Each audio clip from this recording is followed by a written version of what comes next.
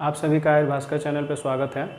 और जो भी जीएनएम के स्टूडेंट हैं, आयुर्वेद स्टाफ नर्स के जो विद्यार्थी हैं, बहुत समय से लंबे समय से इंतज़ार कर रहे थे कि सर कब आएंगे और लाइव क्लासेस कब देंगे यूट्यूब पे, कंबाइन हमारी क्लासेस जो हैं चलेंगी कैसे। बहुत सारे कमेंट आपके आ रहे थे, तो आप सभी को हमने बताया भी था। बहुत सारे ऐसे विद्यार्थी हैं जो पर्सनली हमसे जुड़े हुए हैं, उनको हमने बताया था कि आपके जो मॉडल प्रश्न पत्र हैं वो तैयार हो रहे हैं। पिछली एक वीडियो आई थी, उसमें हमने बताया भी था कि आपके मॉडल पेपर जो हैं तैयार किए जा रहे हैं। आयोग के जो एग्ज़ाम है उसके ऊपर पूरी तरह से बेस्ड है आपका मॉडल पेपर। तो जिन भी स्टूडेंट ने अभी तक ऐप परचेज नहीं किया है वो ऐप परचेज कर लें, और जिन्होंने ऐप परचेज कर लिया उनको हम बता दें कि कल से जो है आपकी जो क्लास चलेगी उसमें आपके मॉडल पेपर को फुल्ली एक्सप्लेनेशन के साथ समझाया जाएगा। और हम आपको 8 सितंबर से पहले लगभग 3 ऐसे मॉडल पेपर देंगे जो हमारी संस्था द्वारा तैयार किया हुआ है। हमारा जो ऑर्गेनाइजेशन, हमारा जो इंस्टीट्यूट है, उनके द्वारा जो है उसको पूरी तरह से तैयार किया गया है। पूरी तरह से एनालिसिस किया गया है आपके पाठ्यक्रम को। पाठ्यक्रम के आधार पे प्रश्नों का समायोजन किया गया है। उसमें आपके दो सेक्शन बनाए गए हैं, सेक्शन ए और सेक्शन बी। सेक्शन ए जो है आपके अन्य विषयों के ऊपर जो है प्रश्न दिया गया है उसमें, और सेक्शन बी में जो प्रश्नों का समायोजन किया गया वो आयुर्वेद के प्रश्न हैं, पूरी तरह से आयोग के पैटर्न पे आधारित हैं। 50 प्रश्न जो हैं आपके जीके जीएस से हैं, जिसमें हिंदी के भी प्रश्न हैं, मैथ्स के भी प्रश्न हैं, आपको पता ही होगा। और 120 प्रश्न जो हैं आयुर्वेद के हैं, जिसमें प्रश्नों का समायोजन आपके शारीर सब्जेक्ट से किया गया है, सामान्य परिचर्या से किया गया है, प्रसूति से किया गया है, मानस रोग से किया गया है, जीवाणु परिचय से किया गया है। तो इस तरह के जो विषय वस्तु हैं उनको आधार मान करके पूरे विषय जो हैं दिए गए हैं। पहले बात करते हैं यूट्यूब के विद्यार्थियों की, फिर बात करेंगे अपने आयुर्भास्कर ऐप के जो स्टूडेंट हैं जिन्होंने ऐप परचेज किया है उनकी बात करेंगे। तो यूट्यूब के जो विद्यार्थी हैं उन्हें हम बता दें कि हम आपको YouTube पे भी 3 मॉडल पेपर देंगे। तीनों मॉडल पेपर के 50 प्रश्न आपको एक्सप्लेन किए जाएंगे। बाकी के प्रश्न जो हैं आयुर्भास्कर ऐप पे एक्सप्लेनेशन दिया जाएगा, उनको वहाँ पे समझाया जाएगा। और फुल्ली जो चारों मॉडल पेपर हैं आपको आयुर्भास्कर ऐप पे ही मिलेंगे। और जैसा कि मैंने एक अनाउंसमेंट किया हुआ है कि 8 सितंबर को आपका पेपर है, और 4 सितंबर को एक अदर जो है आपका मॉडल पेपर पूरी तरह से फ्री ऑफ कॉस्ट रहेगा।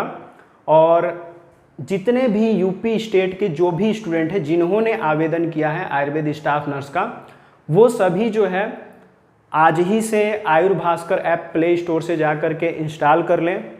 जिन्हें कोर्स परचेज करना है वो कोर्स परचेज कर लें, क्योंकि कोर्स में सभी सब्जेक्ट से ऑल टेस्ट सीरीज बना करके आप सभी को दी गई है। पूरी तरह से टेस्ट सीरीज आपके विषयों पे आधारित है, टॉपिक वाइज टेस्ट हैं। ऐसे क्वेश्चन आपको कहीं देखने को मिलेंगे नहीं, क्योंकि सभी जो है टॉपिक वाइज हैं। हम कहीं से ऐसी नहीं कि किसी संहिता से उठा के आपको प्रश्न दे दिए, या पीजी लेवल का बीएमएस के जो स्टूडेंट है उनके क्वेश्चन आपको ला करके दिए जा रहे हैं, ऐसा कुछ नहीं है। आपके पाठ्यक्रम और विषय वस्तु पे आधारित है, ठीक है। तो इस क्लास में हम जो है YouTube के विद्यार्थियों के लिए 50 प्रश्नों का एक्सप्लेनेशन देंगे। और बाकी जो प्रश्न है फुल्ली वीडियो के लिए आप जो है आयुर्भास्कर ऐप पे यूपीपीएससी आयुर्वेद स्टाफ नर्स का जो कोर्स है परचेज कीजिए।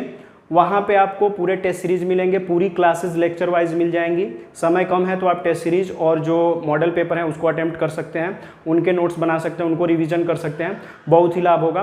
तो चलिए देखते हैं।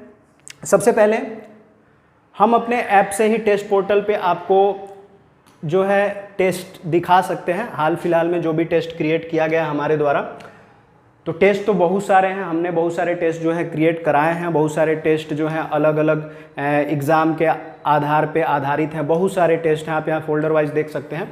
इसके अलग अगर हम देखेंगे तो बहुत सारे हमने मॉडल पेपर भी बनाए। एक मॉडल पेपर यहाँ पे है, यहाँ पे भी मॉडल पेपर है, यहाँ पे। तो मतलब कि जितने भी क्वेश्चन होंगे, तो आपको पता है 170 प्रश्नों का समायोजन है इसमें, और उसी हिसाब से हम जो है इसी पैटर्न पे आपको लेकर के चलेंगे। जब यहाँ पे हम प्रश्नों का एक्सप्लेनेशन दे देंगे, तो जब आप टेस्ट देने के लिए बैठोगे ऐप पे, तो सारे टेस्ट जो हैं ऑनलाइन बेस्ड हैं। आप वहाँ पे मार्किंग करोगे, क्वेश्चन अटेम्प्ट करोगे तो क्लिक करोगे कि कौन सा सही है कौन सा गलत है, और उसके बाद से आप रिजल्ट अपना देखोगे। माइनस मार्किंग भी है इसमें, आपको पहले से पता है। तो कितने क्वेश्चन आपने किए हैं, किस रेशियो में आपने किया है, कितने समय में किया है, कितने मार्क आपने गेन किया है, और बाद में आप टेस्ट सबमिट करके एक बॉक्स है जहाँ पे क्लिक करने के लिए देगा, जिसमें आपको व्यू सॉल्यूशन कहेगा, पूछेगा। वहाँ पे बॉक्स में क्लिक करेंगे, व्यू सॉल्यूशन देखेंगे, वहाँ से आपको सॉल्यूशन बेस्ड जो क्वेश्चन है दिखाए जाएंगे। ये मेरा जो है पेज है, इसलिए आपको इस तरह से आपको ऐप में नहीं दिखेगा। जो है यहाँ पे हम आपको जो क्वेश्चन है खोल करके यहाँ पे दिखा रहे हैं। जैसे इस टेस्ट सीरीज का हम पहला प्रश्न जो है आपको समझा दें। पहला प्रश्न देखते हैं। तो टेस्ट सीरीज समझ सकते हैं, मॉडल पेपर समझ सकते हैं, पूरी तरह से आपके आयोग के विषय वस्तुओं पर आधारित है। पहला प्रश्न जो है सामान्य परिचर्या से है। प्रश्न क्या है, नर्सिंग व्यवसाय में परिवर्तन का श्रेय किसे जाता है। आप यहाँ पे उत्तर भी देख रहे होंगे, कोई कन्फ्यूज़न नहीं है, समझने में कोई दिक्कत नहीं होनी चाहिए। आपको पहले से पता है कि जो सामान्य परिचर्या का जो विषय है वह पूरी तरह से आधुनिकता के ऊपर भी आधारित है, और कुछ जो सेक्शन है आपके आयुर्वेद पे आधारित है, उससे भी प्रश्न बने हैं, वो दिखाए जाएंगे। तो नर्सिंग व्यवसाय में परिवर्तन का श्रेय किसे जाता है, फ्लोरेंस नाइटिंगेल को। तो नर्सिंग व्यवसाय में जो पूरी तरह से श्रेय है नर्सिंग व्यवसाय में परिवर्तन का, जब तक परिवर्तन न पूछे तो आप नहीं बताएंगे, परिवर्तन का श्रेय पूरी तरह से किसे जाता है, फ्लोरेंस नाइटिंगेल को जाता है। उसी तरह से अगर दूसरा क्वेश्चन देखेंगे तो यहाँ पे देख सकते हैं दूसरा प्रश्न भी फ्लोरेंस नाइटिंगेल से ही रिलेट कर रहा है। दूसरे प्रश्न में पूछा जा रहा है कि फ्लोरेंस नाइटिंगेल का जन्म कब हुआ था। तो यहाँ पे आप उत्तर देख सकते हैं 12 मई 1820 को। सन 12 मतलब कि 12 मई डेट है और सन 1820 जो है, तो 12 मई 1820 को फ्लोरेंस नाइटिंगेल का जन्म हुआ था, नोट कर सकते हैं आप। अगर नेक्स्ट क्वेश्चन की ओर चलें, तीसरे प्रश्न की ओर, यह भी आपका परिचर्या से ही है। सभी प्रश्न जो हैं अभी तक जो हम बता रहे हैं वो सब परिचर्या के ही प्रश्न हैं। नर्सिंग के सिद्धांत इनमें से नहीं हैं। तो नर्सिंग का सिद्धांत क्या है, तो नर्सिंग का सिद्धांत जहाँ तक आपने पढ़ा होगा वो ये होता है कि आप रोगी की देखभाल कैसे करना है, सुरक्षा के नियमों का पालन कैसे करना है, सुविधाएं, अच्छा प्रदर्शन, कार्य प्रदर्शन, ये सारी चीज़ें जो है कार्यप्रणाली पे आधारित होती हैं। तो यहाँ पे सुरक्षा दिया हुआ है, नहीं है उत्तर। आराम या सुविधा नहीं है, अच्छा कार्य प्रदर्शन नहीं है। चिकित्सा इसका उत्तर होगा कि नर्सिंग के सिद्धांत इनमें से नहीं है। ये सारे जो आयाम जो बताए गए ये सभी सिद्धांत के अंतर्गत आते हैं, ठीक है। चिकित्सा बस जो है नर्सिंग के सिद्धांत में सम्मिलित नहीं है, तो उत्तर आपका होगा चिकित्सा। आगे अगर चलेंगे तो प्रश्न कह रहा है कि व्यावसायिक नर्स की अर्हता है। व्यावसायिक नर्स का मतलब ये हो गया कि जो व्यवसाय के लिए नर्सिंग का कोर्स कर रहे हैं, जिन्हें कमाई करना है अपने कोर्स के हिसाब से, तो उसकी जो अर्हता है वो क्या है, तो उसकी अर्हता है नर्सिंग स्कूल की स्नातक। जैसे बीएससी नर्सिंग का जो कोर्स होता है एलोपैथ पे जो बेस्ड है बीएससी नर्सिंग का, और अभी तक हमारे स्टेट में उत्तर प्रदेश में ऐसी कोई व्यवस्था नहीं है कि बीएससी नर्सिंग जो है आयुर्वेद से कराया जाए। राजस्थान में बीएससी नर्सिंग आयुर्वेद से होता है। तो अगर राजस्थान की बात करें तो वहाँ पे व्यावसायिक नर्स की अर्हता नर्सिंग स्कूल के स्नातक आयुर्वेद के लिए भी हो जाएगा, लेकिन यहाँ पे व्यावसायिक नर्स की अर्हता जो है नर्सिंग स्कूल के स्नातक ही होगा, ठीक है। सभी जो है सामान्य परिचर्या पे ही आधारित हैं। अगला देखिए प्रश्न जो है सभी नाप तौल के प्रश्न आए हुए हैं, और जहाँ तक मेरा मानना है इसके प्रश्न जो है आपको परीक्षाओं में देखने को मिलेंगे। थोड़ी सी भाषा या थोड़े से प्रश्नों के वाक्यांश जो है थोड़े से बदल सकते हैं, लेकिन प्रश्न इस तरह से आपको दिखेंगे। अगला प्रश्न है पुनर्वास के उद्देश्य क्या है। पुनर्वास का मतलब कि अगर किसी मरीज को अस्पताल में ला करके फिर कहीं और मतलब कि शिफ्ट किया जा रहा है, तो उसके उद्देश्य क्या क्या हो सकते हैं। पहला उद्देश्य दिया है मरीज की वर्तमान क्षमताओं की सुरक्षा करना। क्षमताएं जो हैं ये इस तरह से लिख सकते हैं, मरीज की वर्तमान क्षमताओं की सुरक्षा करना, आगे होने वाली निरोग्यता को रोकना। दूसरा, अपनी वर्तमान क्षमताओं का उपयोग करने में मरीज की सहायता करना, ठीक है। तो इस तरह से अगर ऑप्शन देखें तो सभी जो हैं पुनर्वास के उद्देश्य हैं, ठीक है। पुनर्वास के उद्देश्य सभी हैं कि पुनर्वास किस उद्देश्य से किया जा रहा है। अगला प्रश्न देखते हैं, 6वां प्रश्न। ये भी सामान्य परिचर्या से ही है, जो कि परिचर्या का एक तरह से जो सेक्शन है उससे बन रहा है। सामान्य मनुष्य 24 घंटों में कितना मूत्र उत्सर्जित करता है? तो 2000 से 3000 ml दिया हुआ है, 1000 से 3000 दिया है, 2000 से 250 मतलब कि 2500 दिया हुआ है। तो यहाँ पे उत्तर होगा 1000 से 2000 ml। ऑप्शन में 1000 लीटर से 2 लीटर भी हो सकता है, तो आप इस पे सही कर देंगे, क्योंकि 1 लीटर बराबर 1000 ml लिख सकते हैं, कोई दिक्कत नहीं है। तो ऐसा नहीं कि आप कहेंगे कि नहीं सर ने बताया था 1000 ml और 2000 ml और ऑप्शन में आ गया 1 लीटर और 2 लीटर, तो गलत कर देंगे, ऐसा नहीं। इसको सही कीजिएगा इसी हिसाब से। अगला प्रश्न देखते हैं, 7वां प्रश्न। किस मौसम में मूत्र उत्सर्जन बढ़ जाता है? मूत्र उत्सर्जन किस मौसम में बढ़ता है? तो जहाँ पे मतलब कि अगर अपने कॉमन सेंस से अगर आप सोचें तो गर्मियाँ जो ही आती हैं तो शरीर से पसीना बाहर आने लगता है। पानी ज़्यादा हम पीते हैं, लेकिन पसीने के माध्यम से जो है हमारे शरीर में पानी की कमी हो जाती है, तो मूत्र उत्सर्जन उतना नहीं होता है। लेकिन सर्दियों में किसी तरह से हमारे शरीर में ट्रांसपायरेशन नहीं होता है, मतलब कि जो पसीना है, स्वेटनिंग की जो प्रोसेस है कम होती है, पसीना कम हो रहा है, तो इसलिए मूत्र उत्सर्जन ज़्यादा होता है। किस सीजन में? सर्दियों के मौसम में। ठीक है, अगला प्रश्न देखते हैं। हम ये खुद के टेस्ट पोर्टल से आपको प्रश्न दिखा रहे हैं, ऐसा कोई इंस्टीट्यूट नहीं करता है, लेकिन हम अपने स्टूडेंट्स की भलाई के लिए अपने खुद के टेस्ट पोर्टल से आपको प्रश्न दिखा रहे हैं, उत्तर के साथ दिखा रहे हैं। ठीक है, तो जो भी उत्तर दिखाया जा रहा है उसको नोट करके याद करने का प्रयास कीजिए, और जब आपको मॉडल पेपर आपके कोर्स में ऐड किया जाएगा, ऐप पे जब आपके कोर्स में ऐड किया जाएगा, तो किसी के उत्तर आपको दिखेंगे नहीं, आपको सबमिट करना होगा, अटेम्प्ट करना होगा। ठीक है, गलत प्रश्न करेंगे तो माइनस में 0.33 आपका हो जाएगा, और सही करोगे तो 0.50, मतलब कि आधा नंबर मिलेगा। और एक क्वेश्चन गलत अगर होता है तो उस पर माइनस में 0.33 हो जाएगा आपका। ठीक है, अब देखिए अगला प्रश्न कह रहा है कि मूत्र में जल की मात्रा का प्रतिशत है। तो मूत्र में जल की मात्रा का प्रतिशत है 96%। ठीक है, आगे अगर प्रश्न देखें, 9वां कह रहा है मूत्र में इनमें से क्या सम्मिलित नहीं होता है?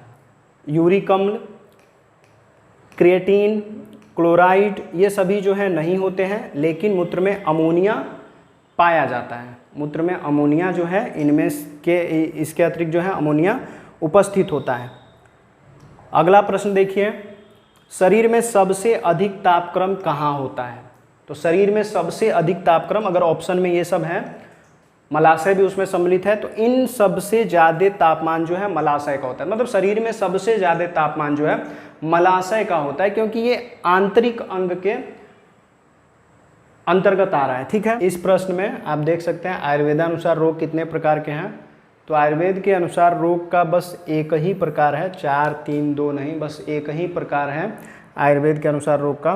ऑप्शनल क्वेश्चन है, तो इसमें ज़्यादा तह तक नहीं जाएंगे, बस क्वेश्चन का जो आंसर है उसको याद करने का प्रयास करेंगे। फिर अगला प्रश्न देखिए, कह रहा है रक्तज कृमियों के कितने प्रकार सुश्रुत ने कहे हैं? ठीक है, तो रक्तज कृमियों के कितने प्रकार सुश्रुत ने कहे हैं? प्रश्न पूरा है, रक्तज कृमियों के कितने प्रकार सुश्रुत ने कहे हैं? तो रक्तज कृमियों के जो प्रकार हैं वो सुश्रुत द्वारा 7 प्रकार जो है बताया गया है।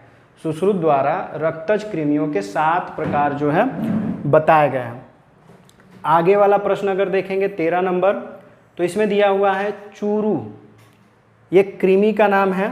मतलब जीवाणु परिचय में पुराने समय में क्या था, प्राचीन आयुर्वेद के अंतर्गत जीवाणु परिचय के अंतर्गत जो भी जीवाणुओं के बारे में प्राचीन आयुर्वेद में लिखा हुआ है उन्हें भूत, प्रेत, राक्षस इस तरह की उपमा दी गई है, और उन्हें माना यह गया है कि वो दिखते नहीं है, शरीर में प्रवेश करते हैं।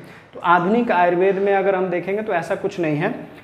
तो सुश्रुत ने कृमि उन्हें कह दिया है, ऐसे जो जीव जो हमारे आंतों में रहते हैं, पेट में रहते हैं। आधुनिक में हम लोग प्लेटीहेल्मिन्थेस जो ग्रुप है उसमें रखते हैं उसको, तो उसी तरह का एक कृमि है जिसे इस समय हम जो है थ्रीड वॉर्म कहते हैं। ठीक है, तो चूरू कृमि का निवास स्थान आचार्यों ने कहाँ बताया है? ठीक है, चूरू कृमि का निवास स्थान आचार्यों ने कहाँ बताया है? तो आचार्यों के अनुसार चूरू कृमि यानी कि टेप वार्म का जो स्थान है मलाशय भी है और बृहदांत्र भी है, मतलब कि बड़ी आंत्र और मलाशय दोनों स्थान जो है वो चूरू कृमियों के हैं, यानी कि जो थ्रीड वार्म है उसका। उसके बाद से अगला प्रश्न देखिए, कह रहा है सतत ज्वर कितने से कितने दिन तक रहता है? सतत ज्वर कितने से कितने दिन तक रहता है? तो सतत ज्वर रहता है 7, 10 और 12 दिन। मतलब कि अगर शुरुआती दिन की बात करेंगे तो ऑप्शन में ये भी रह सकता है 7 से 12 दिन, ऐसे भी आ सकता है, डायरेक्ट ऐसे भी आ सकता है, या इस तरह से भी ऑप्शन हो सकता है कि 7 दिन, 10 दिन और 12 दिन। एक एक दिन की अगर बात करेंगे तो डायरेक्ट अगर कितने से कितने दिन पूछ रहा है तो 7 से 12 दिन ये वाला भी ऑप्शन हो सकता है, चाहे ऐसे भी ऑप्शन होगा तो आपको इस पर टिक करना होगा। ठीक है, क्योंकि इसमें 7 भी है और 12 भी है। 7 से 10 आएगा तो नहीं सही होगा, 7 से 12 दिन ही जो है सही होगा। तीनों है तो उस पर लगा हुआ है। फिर उसके बाद से अगला प्रश्न देखिए, कह रहा है परिचारिका को प्रयोगशाला से आए परीक्षण के उपलब्धियों के विषय में डैश होना चाहिए। प्रयोगशाला से आए जो विषय हैं उसकी उपलब्धि, मतलब कि जो प्रयोगशाला से जो रिजल्ट आया है, मतलब किसी ने जांच के लिए कोई चीज़ दिया हुआ है, उसका जो परिणाम निकल के आया है, तो उसके लिए उस विषय में परिचारिका को कैसा होना चाहिए, मतलब कि इतना तो उसे आना चाहिए, जनरल नॉलेज होना चाहिए टेस्ट के बारे में, ताकि वो मरीज को समझा सके। नहीं समझ में आए तो वो डॉक्टर के पास मरीज को ले जा करके समझवाएगी या बताएगी। ठीक है, तो संपूर्ण ज्ञान नहीं होना चाहिए, अल्प ज्ञान, अल्प यहाँ पे होना चाहिए, यहाँ पे अल्प होना चाहिए, अल्प हो गया है, अल्प ज्ञान कोई नहीं, तो सामान्य ज्ञान मतलब कि होना चाहिए, जनरल नॉलेज तो होना ही चाहिए। अगला प्रश्न देखते हैं, बच्चों में छेदन विधि। अब ये जो है जीवाणु परिचय का है, सैंपल कलेक्टिंग वाला जो टॉपिक है उससे है, जिसमें प्रयोगशाला परीक्षण के टॉपिक कह सकते हैं, उससे ये लिया गया है। तो बच्चों में छेदन विधि से रक्त लेने के लिए किन स्थानों पर सुई चुभोते हैं?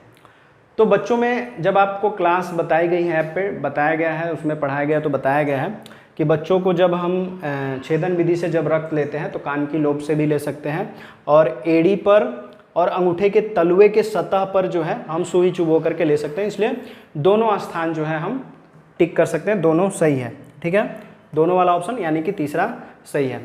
उसी तरह से अगला प्रश्न अगर देखें तो एक स्वस्थ व्यक्ति के प्रति घन मिमी रक्त में कितनी लाल कोशिकाएं होती हैं? मतलब एक प्रति घन जो रक्त होता है एक स्वस्थ व्यक्ति का, प्रति घन जो रक्त है उसमें कितनी लाल कोशिकाएं होती हैं?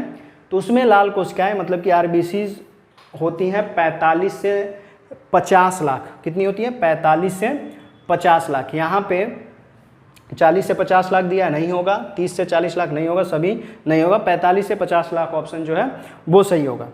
उसके बाद से आगे अगर हम देखें तो दिया हुआ है फेफड़ों के कैंसर में बलगम कैसा निकलता है। अब बलगम के बारे में दिया है कि फेफड़ों का अगर कैंसर है तो अगर हम लक्षण मतलब कि भौतिक परीक्षण अगर करते हैं तो बलगम की जो प्रकृति है, वर्ण है, उससे देख करके हम रोग का पता लगाते हैं। तो कैंसर है फेफड़ों का, तो कैसा रंग होगा बलगम का? तो चमकीला लाल रंग होगा। कैसा होगा? चमकीला लाल रंग। फिर आगे का प्रश्न देखें, कह रहा है प्लेग का वाहक जीवाणु है। प्लेग किससे होता है?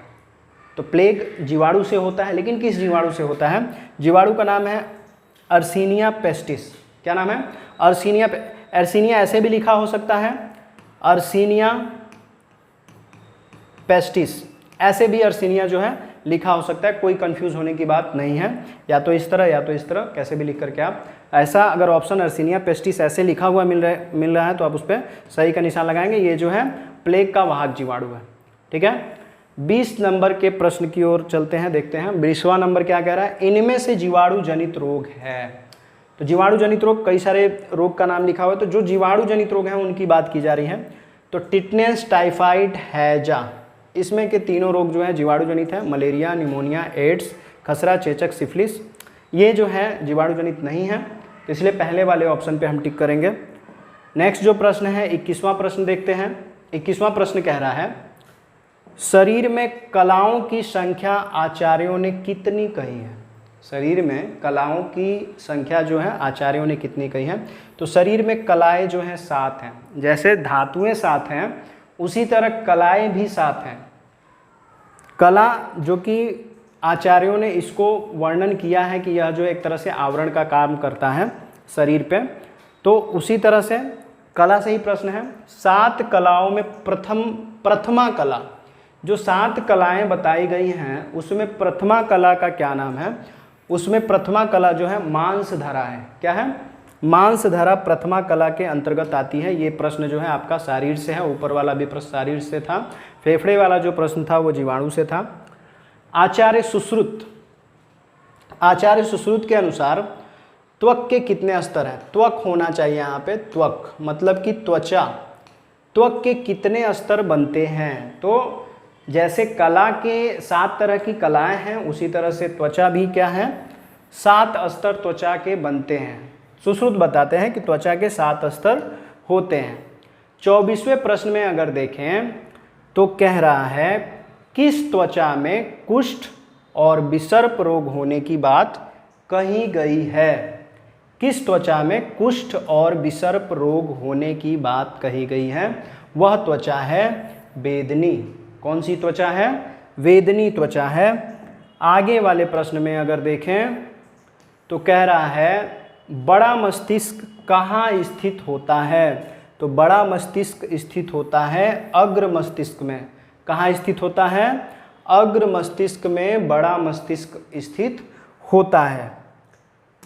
अब उसी तरह से अगर 26वें प्रश्न को देखें तो लघु मस्तिष्क की बात कर रहा है, जिसको हम छोटा दिमाग कह सकते हैं।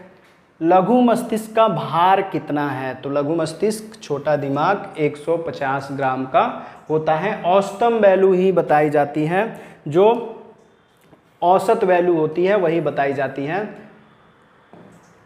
अष्टांग संग्रहकार के अनुसार वात दोष का निर्माण कौन से महाभूत से होता है? अष्टांग संग्रहकार के अनुसार वात दोष का निर्माण कौन से महाभूत से होता है? तो वात दोष होता है वायु महाभूत से। इसीलिए वात जो है एक तरह से वायु का ही कारक है। वात वायु से ही होता है, ठीक है, वायु महाभूत उसमें है, गतिमान है वात। 28वां प्रश्न कह रहा है, अमर कोशकार ने शरीर के कितने पर्यायों का अपने शब्दकोश में उल्लेख किया है? किसने? अमर कोशकार ने शरीर के कितने पर्यायों का अपने शब्दकोश में उल्लेख किया? मतलब कितनी तरह की पर्यायवाची जो है अमर कोशकार ने अपने शब्दकोशों में शरीर के लिए बताया है? तो वो पर्यायवाची है 10 तरह के पर्याय जो हैं अमर कोशकार बताते हैं। अगर 29वें प्रश्न की ओर चलें तो 29वां प्रश्न क्या कह रहा है? आयुर्वेद वाङ्मय में शरीर के मुख्यतया कितने पर्यायों का वर्णन प्राप्त है? आयुर्वेद वाङ्मय में शरीर के मुख्यतया कितने पर्यायों का वर्णन प्राप्त है? तो कितने? 4 पर्याय जो है आयुर्वेद वाङ्मय में वर्णित है। अगला प्रश्न 30वां कह रहा है कि सीर्यते इति शरीरम, यह शरीर शब्द की डैश है। सीर्यते इति शरीरम जब भी आप दिखे आपको तो आप बताइए कि ये शरीर की व्युत्पत्ति है। क्या है? व्युत्पत्ति है, प्रयोजन तो है नहीं। प्रयोजन आयुर्वेद का है, व्युत्पत्ति शरीर की है। सीर्यते इति शरीरम। अब देखिए अगला प्रश्न कह रहा है, सांख्य दर्शन के अनुसार पुरुष के कितने तत्व माने गए हैं? ठीक है, सांख्य दर्शन के अनुसार ये आपको याद रखना पड़ेगा कि सांख्य दर्शन के अनुसार पुरुष के कितने तत्व माने गए हैं। वो तत्व हैं 25। ठीक है, मेहनत हम सभी कर रहे हैं, आप भी कर रहे हो, मेरे द्वारा भी मेहनत किया जा रहा है। पूरी तरह से टॉपिक बेस्ड क्वेश्चन लेकर के आया जा रहा है, समझाया जा रहा है। परीक्षा जो है अभी तक हुई नहीं है, 27 साल में पहली भर्ती है, सभी के दिमाग में उलझने हैं। आप भी बहुत सारी चीज़ों को लेकर के कंफ्यूज हो गए। हमारे द्वारा आप सभी को गाइड किया जा रहा है, पढ़ाया जा रहा है, बताया जा रहा है। प्रश्न जो है एग्ज़ाम में कभी भी सिलेबस से बाहर नहीं आते हैं, इसलिए हमारा प्रयास यह है कि बाहरी जो प्रश्न है कम से कम आपको ला करके समझाया जाए। इसलिए हमारे जो टेस्ट हैं पूरी तरह से सब्जेक्ट के ऊपर फोकस्ड है, बाहर नहीं गया है। लेकिन कई मॉडल पेपर में, कई टेस्ट सीरीज में कुछ प्रश्नों का समायोजन इस हिसाब से किया गया है जो ना तो आपको पढ़ाया गया है न ही आपको हमने बताया है। कारण यह है कि हमारा मानना यह है कि कुछ ऐसे भी आयुर्वेद के जनरल क्वेश्चन टच किए जा सकते हैं आयोग के प्रश्नों में, आपके भर्ती परीक्षाओं में, प्रारंभिक परीक्षा में, जो कई अन्य राज्यों की परीक्षाओं में देखने को मिलते हैं। तो ऐसे प्रश्नों को, ऐसे सेक्शन को हम छांट करके उससे भी प्रश्न आपको दिए हुए हैं। अब ऐसे कमेंट नहीं आने चाहिए कि सर हमने तो ये पढ़े ही नहीं है या आपने नहीं पढ़ा है। आपको ये लास्ट का एक समझ लीजिए कि ब्रह्मास्त्र दिया जा रहा है जिससे आप अपनी परीक्षा में एक अच्छा जो है अंक हासिल कर पाओ। ठीक है, पढ़ाई तो बहुत किया है आप सभी ने, बहुत सारी चीज़ें आप सभी को पढ़ाई भी गई हैं, बताई भी गई हैं। अब गलती न हो इसलिए हम अलग से कोई चीज़ आपको ला करके नहीं देना चाहते ताकि आप उन चीज़ों में उलझ जाएं। आपके जो भी टेस्ट प्रश्न, जो भी चीज़ें दी जा रही हैं आपके पढ़े हुए चीज़ों में से हैं, कुछ अलग की चीज़ें हैं, उसको आपको याद करना होगा। समय कम है तो पढ़ाई पे समय दीजिए, और जो गृहिणी हैं घर पे खाना वगैरह बनाती हैं वो खाना बनाने के लिए किसी और को कह सकते हैं, अपने आप खाना बनाइए। और जो शादीशुदा गृहिणी हैं वो अपने पति से भी खाना बनवा सकती हैं। 8 तारीख को आपको परीक्षा देना है, तब तक आप खुद कीजिए अपनी पढ़ाई और अपने हस्बैंड से खाना बनवा सकते हैं, इतना तो वो कर ही सकते हैं। आगे देखते हैं, सर्वम द्रव्यम पांच भौतिकम, सिद्धांत के अनुसार सभी द्रव्य हैं। इसी से पढ़ करके समझ में आ जा रहा है कि सर्वम द्रव्यम पांच भौतिकम, सिद्धांत के अनुसार सभी द्रव्य हैं। तो ये जो कथन है इसी समझ में आ रहा है कि सभी द्रव्य जो है पांच भौतिक हैं। तो क्या समझ में आ रहा है, सिद्धांत के अनुसार सभी द्रव्य क्या है, पांच भौतिक हैं। आसान है, ऐसे प्रश्न आ जाए तो कोई गुंजाइश नहीं है कि आप छोड़ोगे। अगला प्रश्न कह रहा है कि मलों में समाविष्ट पूरिस में कौन सा महाभूत प्राधान्य है। मलों में, मलों का मतलब क्या है, जो मल है, मल मूलम जो बताया गया है कि मल मूलम शरीरम, जो आपको बताया कि मल जो है मूल है शरीर का, तो उसी मल में आपको स्वेद भी बताया गया है, मूत्र भी बताया गया है और मल भी बताया गया जिसमें पूरिस को रखा गया है। तो उसी मल में जो पूरिस आता है उसमें कौन सा महाभूत होता है, तो पूरिस में पार्थिव महाभूत होता है, यानी कि पृथ्वी का अंश होता है। ठीक है, आगे अगर देखेंगे 34वां प्रश्न कह रहा है दोष का सामान्यतः अर्थ क्या है। तो दोष का सामान्यतः अर्थ है विकार। दोष का सामान्यतः अर्थ क्या है, विकार। दोष को हम विकार कह सकते हैं।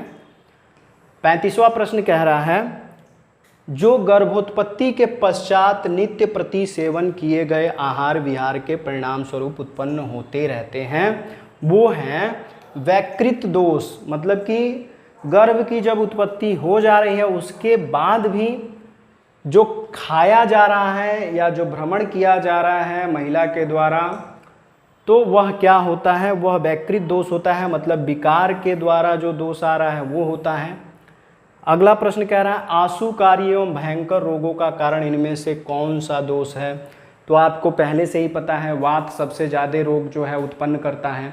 सबसे पीड़ाजनक जो रोग है वो किससे होते हैं, वात जनित होते हैं। तो आप आंख बंद करके वात पे टिक कर सकते हो, कोई दिक्कत नहीं है।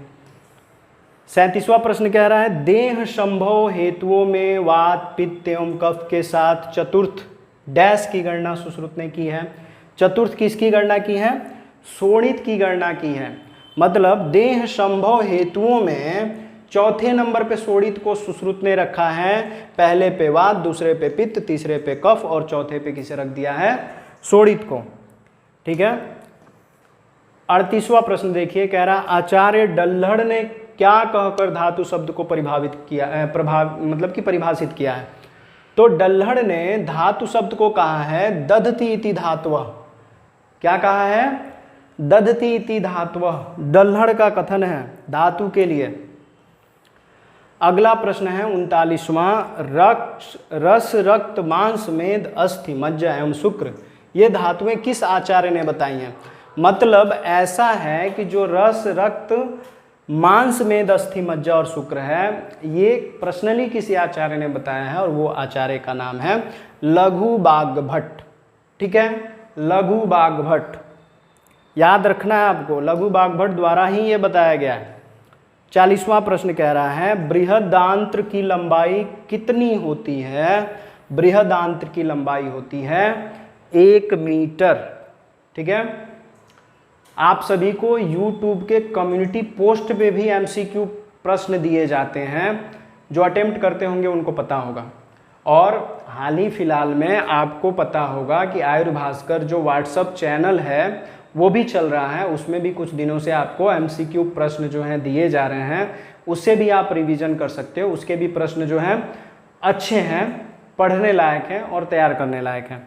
तो उसमें फार्मासिस्टों को भी दिए जाते हैं, स्टाफ नर्स के लिए भी दिया जाता है।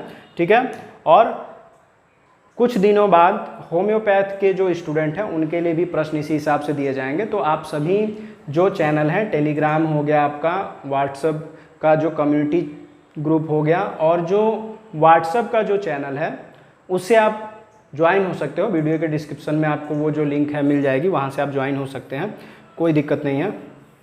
अगला प्रश्न देखिए, शरीर में जो सुख का उत्पादन करता है उसको क्या कहते हैं?